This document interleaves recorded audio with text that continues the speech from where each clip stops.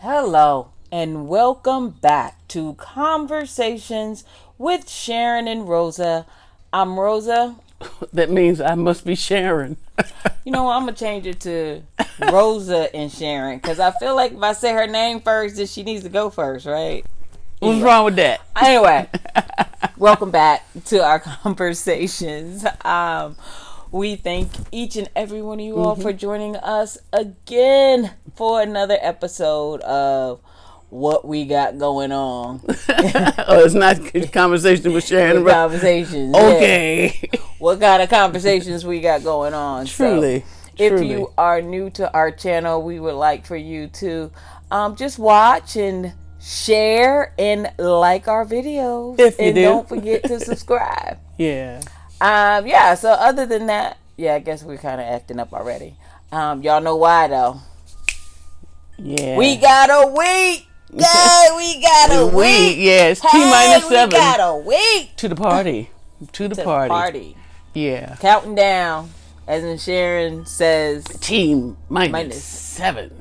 T-7. Yeah. If y'all military, I guess you know what that means. Yeah. Okay. But you know what it is. We're down to 7 days. We got a week to make it happen, and we are running around. We are very tired, but we're loving it. We are loving it because it gives us an opportunity to connect with a broader, just different women and from different places, and who are going to be here for Gay Pride next week. And we're just really excited that we get kind of like home court advantage because it's going to be a lot of parties. Matter of fact, they're doing Black Pride this week, so a lot of stuff is going on in Hillcrest right now. And Rosa and I are going down to some of the festivities after we film. But for next week with Pride, it's a lot of parties, and we're going to do the Sunday gathering. Because people are going to be here Thursday, Friday, Saturday, Sunday. Yes. They're going to be tired, but we're going to give them a meal, have the DJ light it up, have some fun, some grub, and talk about people. And we're going to film it, of course, because that's what she likes to do. Yeah, for those who want to be filmed, of course. Yeah. But I enjoy it. And like Sharyn said, we are tired, but we feel like if we get everything done on this end, we can enjoy the party on that end, right? Yeah. So that's what we're doing. So it has been therapeutic in some way. Yeah. Because look, if you want to make sure your house is together, throw a party, because you'll do more things getting the house together for a party than anything else. Absolutely. So our other announcement is just our disclaimer. And y'all know what that is. We are not professionals, just coming to you with what we know, what we've experienced, and how we have experienced that. Right, and it's definitely just for fun and entertainment. Absolutely. Right, that's it. I am not a PhD, though I do play a doctor on TV. Yeah, exactly. So if you're new to the channel, it's shout out time. Yes. Shout out. Oh, wait a minute. One announcement I did remember that before we even get into shout outs. I just wanted to thank you all for just giving us this platform to come to you every day every week for those who are watching it on a daily, whatever. Once a week. But I just wanted to say that because it has opened up so many doors for Sharyn and I. And we've been receiving, beautiful gifts. Just got some bags from our friend in Georgia.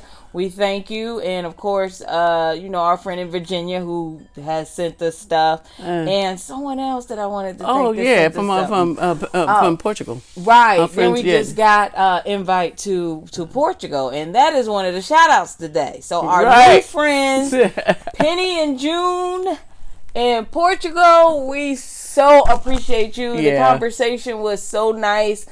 We enjoyed talking to you all, and we do look forward to hoping to see and meet you one on day. That side of the world. Yeah. Yes. So, and of course, you know that we're here in California. So, if you all ever find yourself back in the U.S. and it's in California, hit us up. That's right. Come on through. Hit the sisters up. Yeah. Yeah. But you're right. It's given us a lot of opportunities to meet more people than we would. And we do meet a lot of people. And we got some opportunities coming up where people are requesting us for different things. So we'll keep you all a little more informed when that happens. Yes. So, yes. But yeah, so it's shout out time. So I did June and Penny.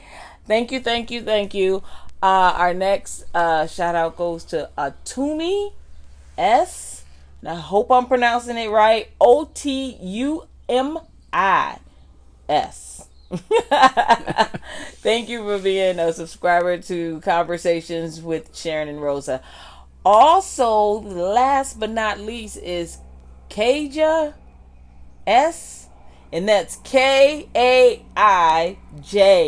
So Kaija, I hope I'm pronouncing it correctly. Probably not, but just know. Let us know. Just know, yeah, exactly. But just know that we appreciate you for being a subscriber. Yeah. So that's what it boils down to. All right. So before we get into today's topic, let me just explain to you, because this is going to be a part one. More than likely, because it's one of those serious ones that we want to come to you and we don't want to rush it. Right. And we got things to do today, so we definitely don't want to rush it just to be getting out the door. Right. So we're going to chop this down and just kind of get into the meat of it. Yeah, well, the intro of it. Before we get into all of it. But today we're going to just be talking about, what is it? Alcoholism in the LBGTQ community. So, y'all out there already squirming. I understand. Right. Because like, oh, no, they're not. Think about it. Yeah, it's like the people that you know, how many of them are actually alcoholics? Or how many of them drink and you don't even know if they're alcoholics, but you know that they drink a lot. You know what I'm saying? So, I mean, it's here. And it's something that we need to look at, and as a community, and we're going to tell you, where to, you can call and go get help. But also just know that on the other flip side, if you're not affected by this, then it's something that you can be there for somebody. Yes. Even if you got to go to a meeting with them, whatever, or talking to them, whatever it is. But I'll let Sharyn jump into the meat, and then we'll get it going. She'll let Sharyn jump into the meat.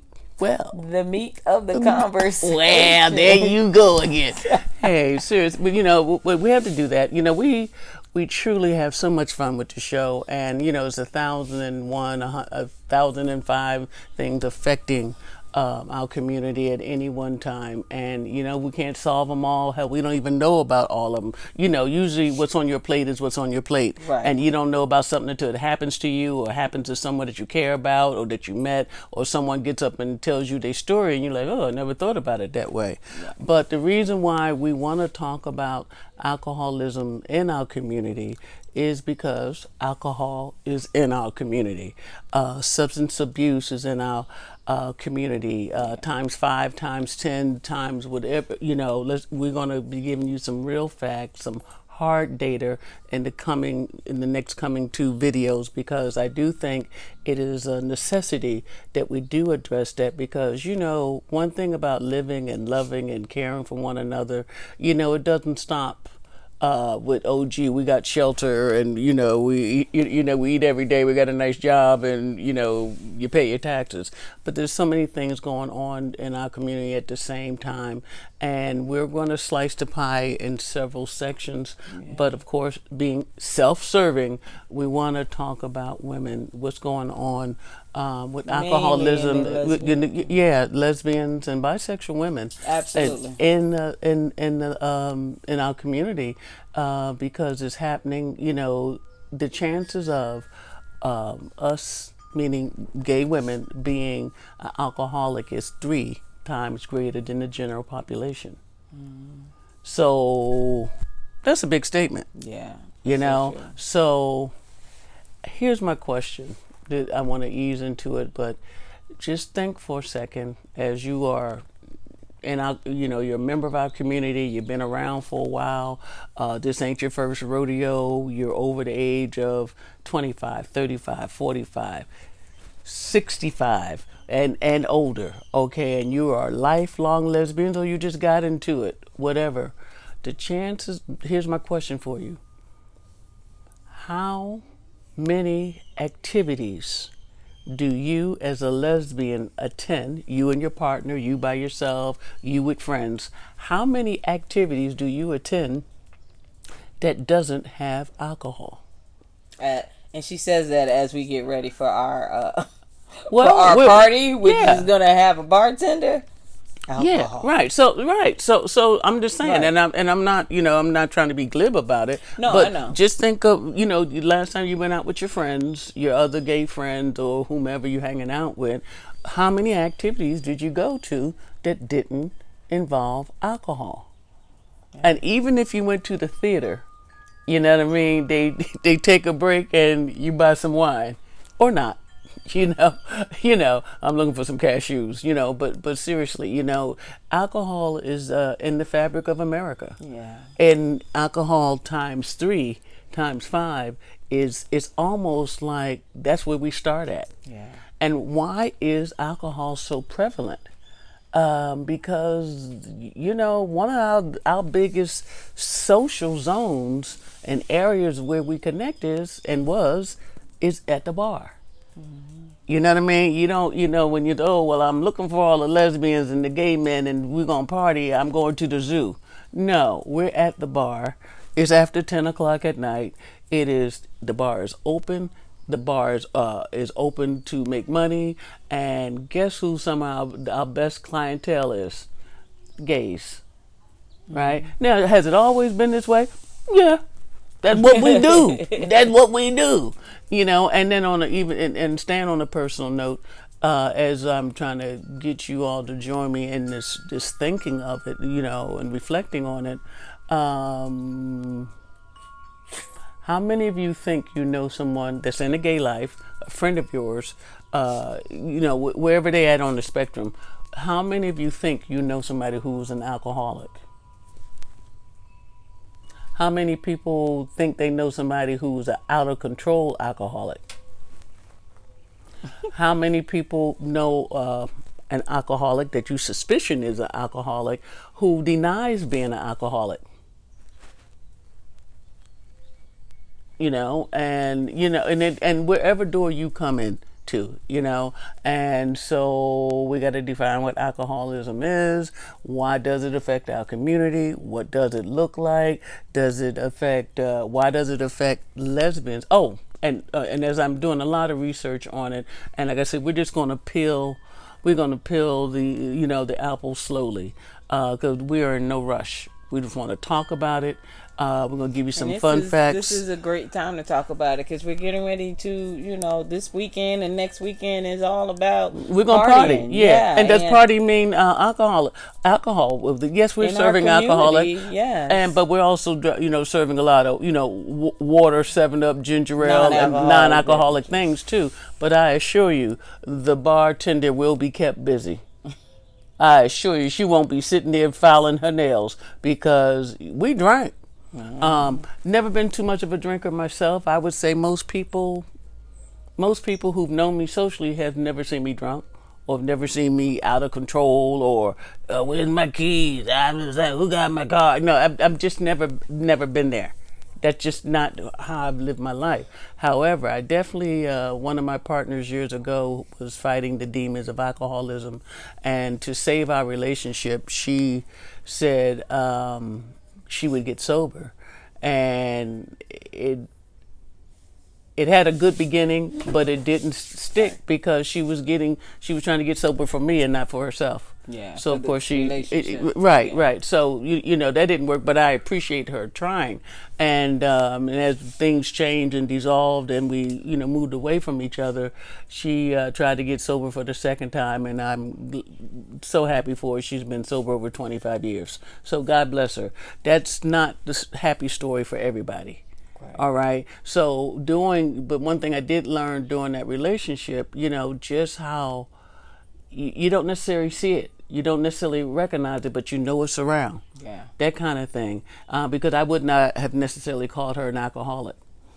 You know what I mean? And then until I had to take a deeper look with different glasses and home it because she wasn't sloppy, right? She wasn't a knucklehead, right? All of that, right? And she wasn't irritant. Some people you rather them get drunk. You know them until they do get drunk because they're a different persona and all that. She definitely was so not that person. But quiet. That's, I'm sorry. No, go ahead. You go ahead. But that's one of the things is it looks different on different people. Well said. And well said. And we have to know what some of the red flags are when it comes to that. Because I can tell you honestly, growing up, I've seen like uncles and aunts drunk, mama drunk, and but they were, as Sharyn was talking earlier about, just the sloppy drunks. You know what I'm saying? And that in your mind is what you consider. And every time you watch a movie, somebody stumbling out the club and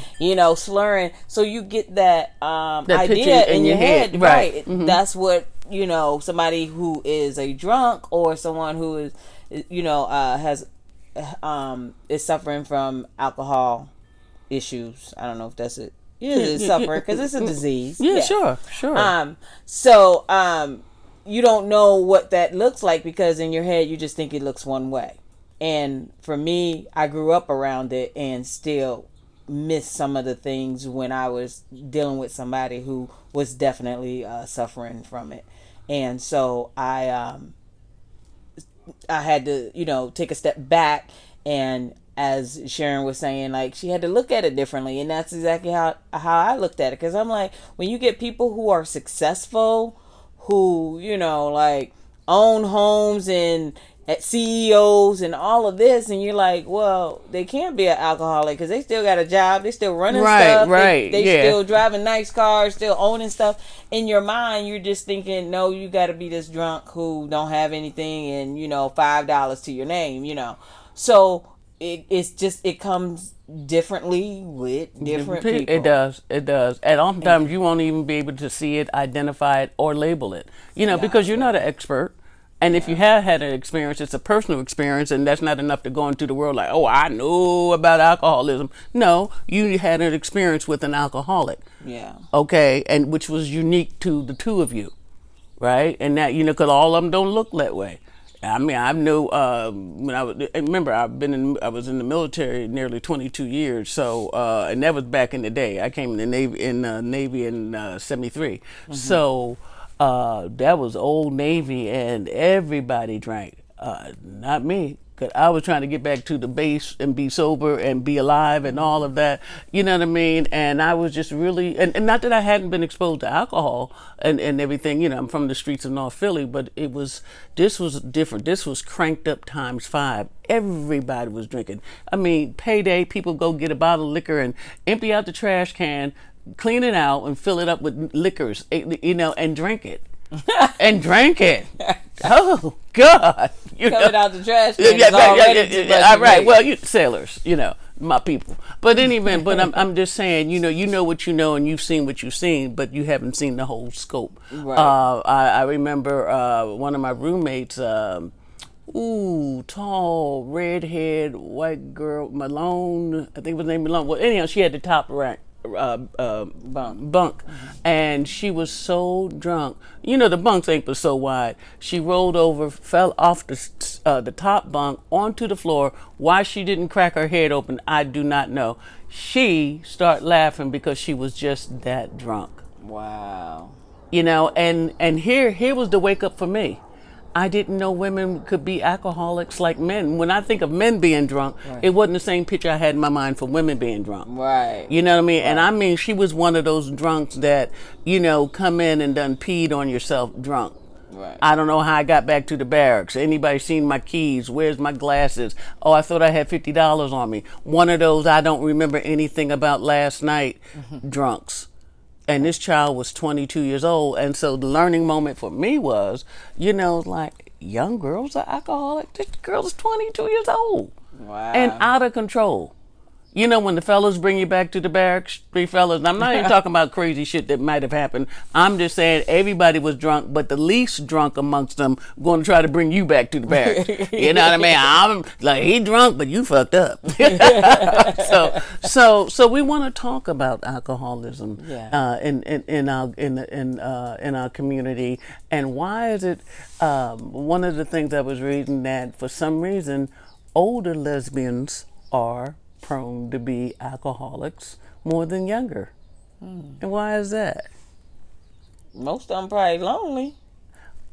Let's just say probably some piece of that too, but if you've been out there and you've been living this life, this gay life for so long, you've taken some bumps and some bruises, and everything wasn't, hey, here's my flag and I'm proud. You had a lot of people who've suffered rejection from their family, people who still afraid to come out. There are some people who, if you live to the age of 115, they will never come out, because that's just what's on their head, and on their tape is like, yes, I'm gay, but I will never say it to the world.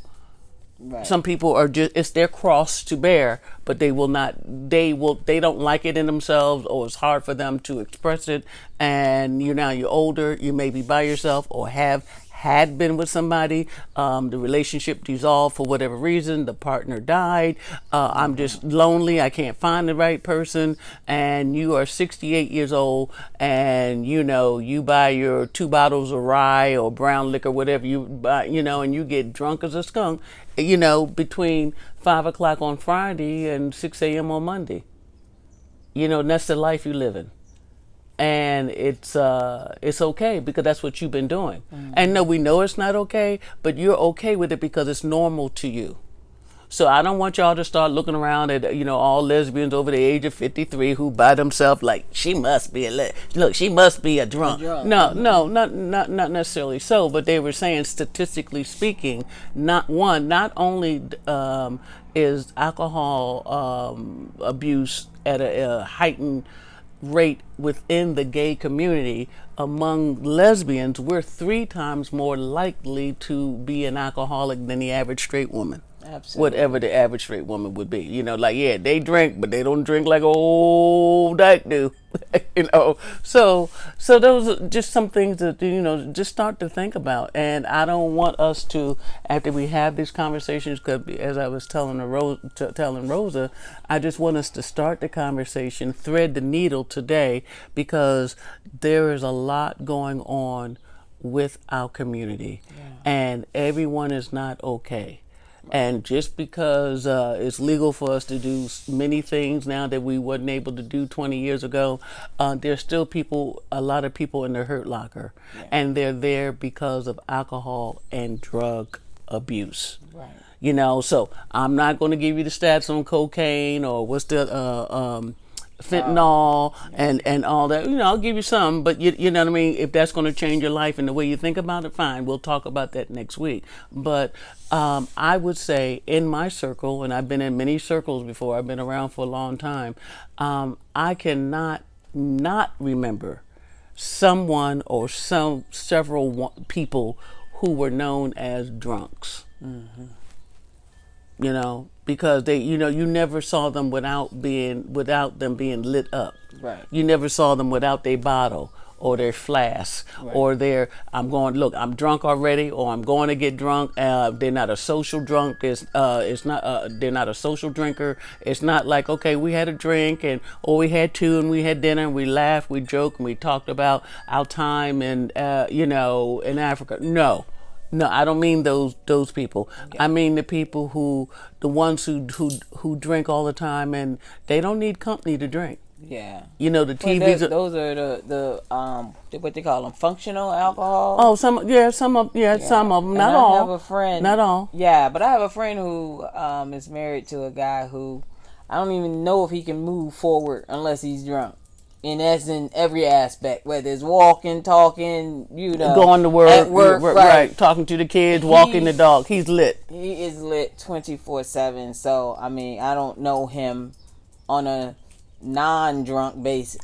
I just, I couldn't tell you who he was, If he's coming out of 7-Eleven, he had something to drink today. Exactly. If he's coming from work, he has something to drink today. Yeah. If he's at dinner, he's drinking. Yeah. If it's a holiday, he's drinking. If it's Tuesday, Wednesday, or Thursday at 4 o'clock, he done had some, going to get some, or going to get some more. Yep. But holds down a great job. A wonderful job. So, again, our purpose on today's video is to get you to think a little bit more, to see how you think about alcohol abuse, and what are your ideas of why do you think it's so prevalent in the gay community? How does it affect women, and your experiences with people who are alcoholics or maybe alcoholics, or have you lived with one? Are you in love with one? Did you know one? Because they say you don't have to think too long and too deep to say, oh yeah, several of my friends are, or two of my friends are. They're going through several stages. Stage one is just when you're an occasional drinker, and the occasions become more frequent, and the drinking becomes more frequent. It goes all the way from occasional drinker to binge drinking. But anyway, we're going to talk about that deeper things next week. We just wanted you to know that's what we want to talk about, because if it affects you, it affects us, it affects all of us. And one thing about our community, we're so loving, and we're there for each other. And I would hope that we continue to be there for one another about this subject. So don't worry, there's going to be more stuff, more fun things coming down the road. But for the next week, if not two, we're going to be talking about that part of our community. Absolutely. And if it's part of our community and you're part of our community, it's affecting them, it's affecting you, it's affecting all of us. Absolutely. That's that's what family means. Yeah. So think about that. So as always, we're wishing you the very best of all good things. Yeah. Stay safe and stay woke. And happy Pride. Yeah. We're going to have a lot of pictures. We'll post them. But yeah, we're looking forward to this one. So, and we're also looking forward to the next show. So not a downer. We're here to, entertain, educate, have fun, exchange ideas and experiences. That's what we're. But it is real. But it is real. And we want us to, we would like to go there with you. Talk about it. Yeah. Okay. All starts with a conversation. All right. We love you. Till next time.